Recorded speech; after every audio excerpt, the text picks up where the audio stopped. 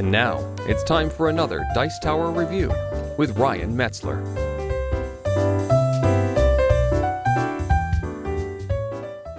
Hey everyone, Ryan Metlzer here, and today we're going to be taking a look at an Essen release called Vanuatu, which is a worker placement game for 3 to 5 players, which will play about 90 minutes to 2 hours, and is suggested for ages 12 up.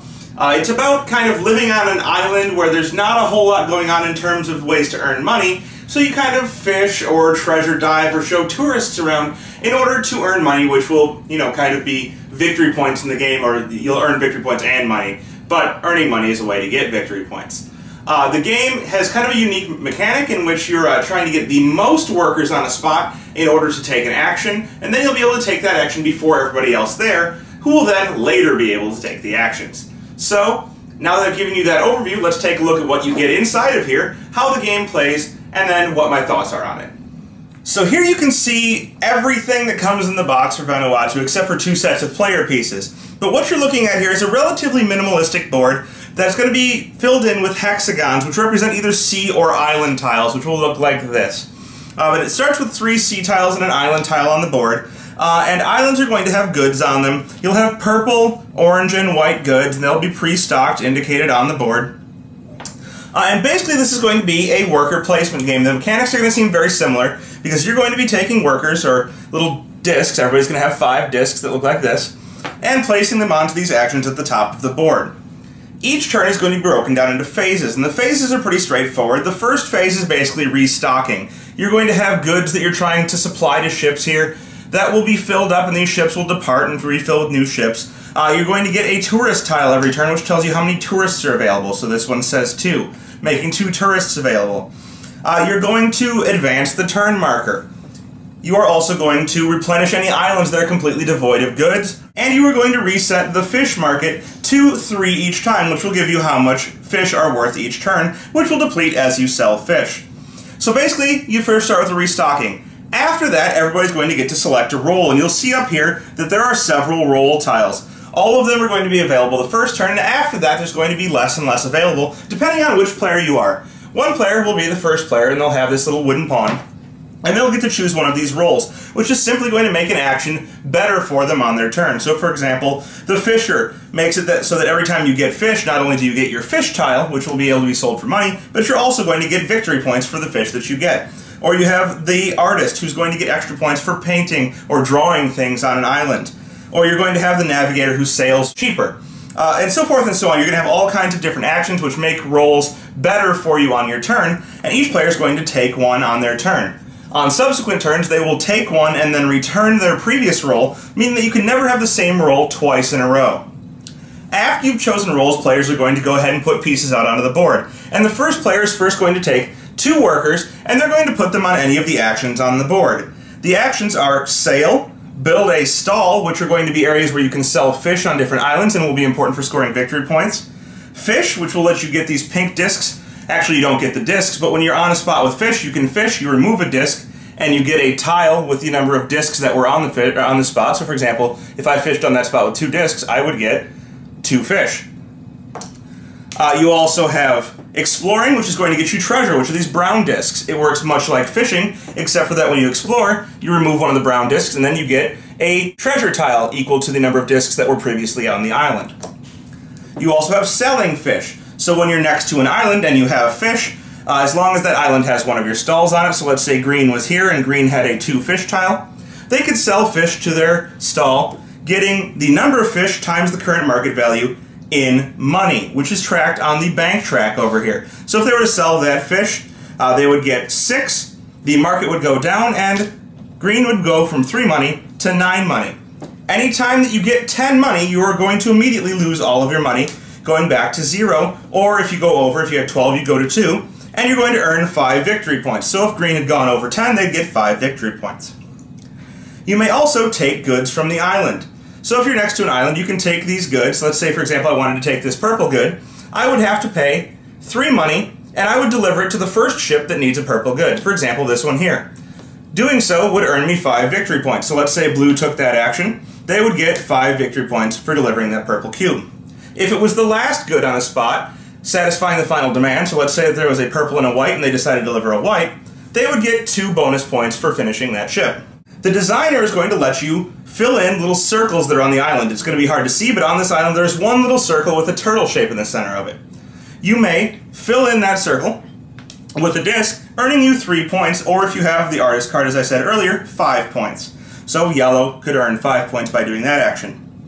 You can transport tourists, and a limited amount of tourists are going to be available each turn. You can transport them to an island that your boat is next to, and you will get 1 money per stall on that island. So for example, if green were to do this, they'd earn a money. And finally, you can rest. And resting is going to allow you to take one of these tokens. There are 4 of them. There's one that gives you 1 money and 1 victory point. There's one that gives you simply 1 money, one that gives you 1 victory point, and then one that makes you the first player.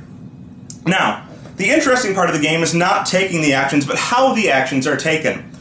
In player order, you're going to first place 2 discs, 2 workers, and you can place them on any 2 actions, or you can place both of them on the same action.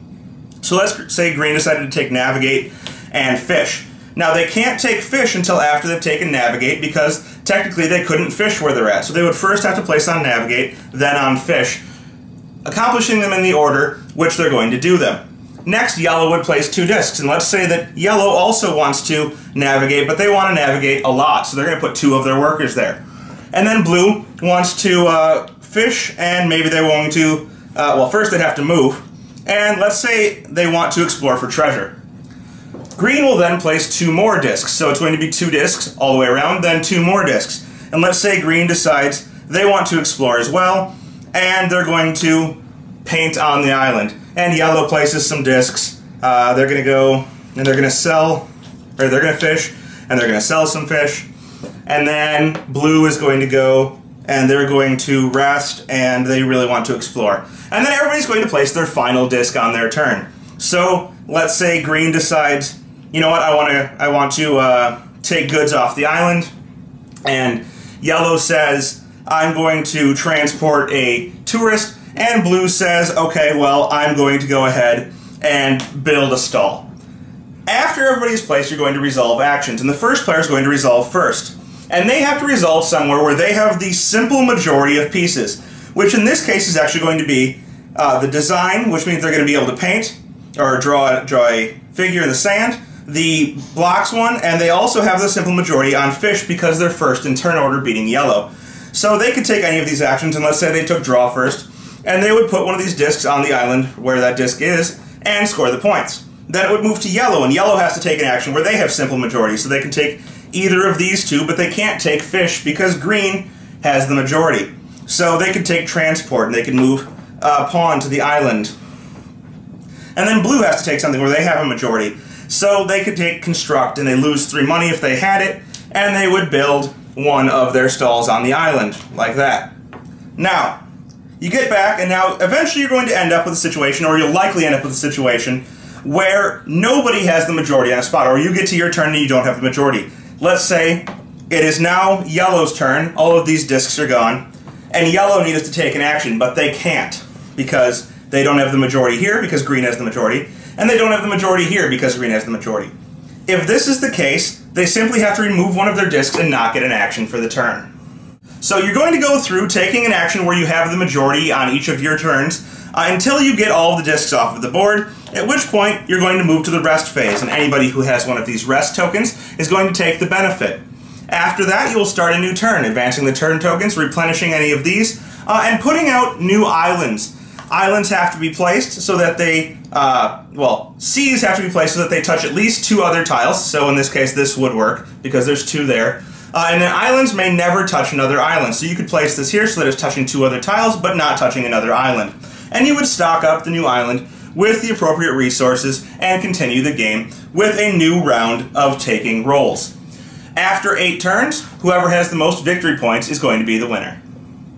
So that's Vanuatu in a very, very short overview, and I had to go really fast because there's a lot to this game, and it's interesting to see it all. So I tried to squeeze in as much as possible in that short period of time. Now, the game is definitely a straight worker placement, but the interesting part comes in where you're looking at having simple majority, and turn order becomes very important in this. It's nice to go first because you have your first choice of rolls, although the rolls may be limited. You also have your first choice of placement, but the problem is that everyone gets to react to where you place. So it can be real hard to get a majority on the actions that you want, while you may actually end up with a nice spread of actions instead of having simple majority on the actions that you desire the most. Being in the middle of turn order is actually probably even harder than being first in turn order in a 5-player game, because you're reacting, but there are still people that get to react after you, so you really kind of get hosed in terms of getting actions. You oftentimes end up in ties where you can't go, and you lose your actions. Being last is probably one of the best spots to be in because you get to react to everyone else and make the final placement. So it's really a game about timing and making the best of the opportunities that you have when other people are taking actions and fighting over them, and perhaps trying to get stuff that nobody really wants but may benefit you in some way, shape, or form. It's a really great game. Right now I think it's only available in Europe. Let's hope that somebody in the United States picks it up, because if they do, I think it would be very popular, and if you have a chance to get your hands on it, I suggest that you do. Thanks for joining us today. For more written, audio, and video reviews, as well as the #1 board game podcast, check out the website at www.thedicetower.com. Until then, this is Eric Summerer, and you've been watching The Dice Tower.